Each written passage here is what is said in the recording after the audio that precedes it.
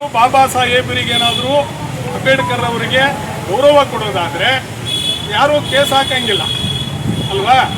So case ಯಾಕೆ ಹಾಕ್ತಾರೆ? ಅವ್ರನ್ನ ಲೋಕಾರ್ಪಣೆ ಮಾಡಿದ್ರೆ ಕೇಸ್ ಯಾಕೆ ಹಾಕ್ತಾರೆ? ಅದರಿಂದ ಆ ಥರದ ಒಂದು ಇದರ ಅಗತ್ಯವಿಲ್ಲ. ಅದರಿಂದ ನಾನು ಮಾನ್ಯ ತಹಸೀಲ್ದಾರ್ ಅವರಿಗೆ ವಿನಂತಿ ಮಾಡ್ತಾ ಇದ್ದೀವಿ, ನೀವು ಜಿಲ್ಲಾಡಳಿತಕ್ಕೆ ಕೂಡಲೇ ಈ ವಿಚಾರವನ್ನು ತಿಳಿಸಿ ಅವರ ಒಂದು ಸಮ್ಮುಖದಲ್ಲಿ ಅದೇನು ಪ್ರೋಟೋಕಾಲ್ ಇದೆಯೋ ಮಾಡಿ, ನಮ್ದೇನು ಅದಕ್ಕೆ ಅಭ್ಯಂತರ ಇಲ್ಲ. ಆಮೇಲೆ ಯಾರ್ಯಾರು ಬರಬೇಕು, ಯಾರ್ಯಾರು ಅದ್ರಲ್ಲಿ ಭಾಗವಹಿಸಬೇಕು ಅಂತ ಹೇಳಿ ನಿಮ್ಮ ರಾಜಕೀಯ ಪ್ರೋಟೋಕಾಲು ಅಥವಾ ಆಡಳಿತದ ಪ್ರೋಟೋಕಾಲ್ ಇರುತ್ತೆ, ಅದ್ರ ಪ್ರಕಾರ ಮಾಡಿ ಲೋಕಾರ್ಪಣೆ ಮಾಡಬೇಕು ಅಂತೇಳಿ ನಾವು ವಿನಂತಿ ಮಾಡ್ತಾ ಇದ್ದೀವಿ.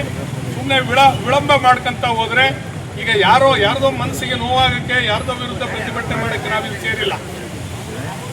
ಮಾನ್ಯ ಬಾಬಾ ಸಾಹೇಬ್ ಅಂಬೇಡ್ಕರ್ ಅವರ ಏನು ಇವತ್ತು ಜಗತ್ತಿನಾದ್ಯಂತ ಅವರಿಗೆ ತಮ್ಮದೇ ಆದಂಥ ವಿಶಿಷ್ಟವಾದಂಥ ಸ್ಥಾನ ಇದೆ ಮತ್ತು ಇವತ್ತು ಭಾರತ ದೇಶಕ್ಕೆ ಅತ್ಯಂತ ಪ್ರಸ್ತುತ. ಅವರು ಇವತ್ತು ಭಾರತ ದೇಶಕ್ಕೆ ಅತ್ಯಂತ ಪ್ರಸ್ತುತ.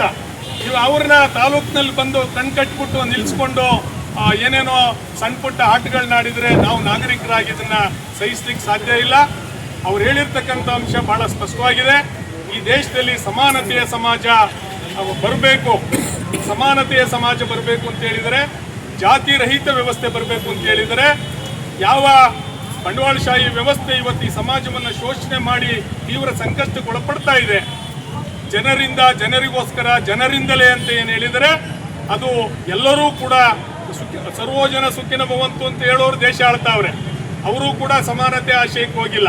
ಅದರಿಂದ ಬಾಬಾ ಸಾಹೇಬರು ಬಹಳ ಸ್ಪಷ್ಟವಾಗಿ ಹೇಳಿದರೆ, ಜಾತಿ ರಹಿತ ಆರ್ಥಿಕ ಸಮಾನತೆ, ಸಾಮಾಜಿಕ ಸಮಾನತೆ, ರಾಜಕೀಯ ಸಮಾನತೆ ಬೇಕು ಈ ದೇಶದ 140 ಕೋಟಿ ಜನರಿಗೆ ಅಂತ ಹೇಳಿದ್ದಾರೆ.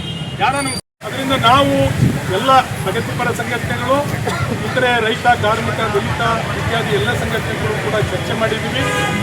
ನಾವೊಂದು ಕಾಲಾವಧಿ ಒಳಗೆ ಅವ್ರೇನಾದರೂ ಲೋಕಾರ್ಪಣೆ ಮಾಡದೇ ಇದ್ದರೆ ಈ ತಾಲೂಕಿನಾದ್ಯಂತ ಒಂದು ವಾರ 15 ದಿವಸಗಳ ಕಾಲ ಜಾಥಾ ಮಾಡಿ ಎಲ್ಲ ಕರಪತ್ರಗಳನ್ನು ಎಲ್ಲ ನಾಗರಿಕರಿಗೆ ತಲುಪಿಸಿ, ಯಾರು ಅತ್ಯಂತ ಹಿರಿಯರಿದ್ದಾರೆ ಈ ತಾಲೂಕಿನಲ್ಲಿ ಅವ್ರನ್ನ ಕರ್ಕೊಬಂದು ನಾವೇ ಉದ್ಘಾಟನೆ ಮಾಡ್ತಕ್ಕಂಥ ಕಾಲ ಬಂದಿದೆ.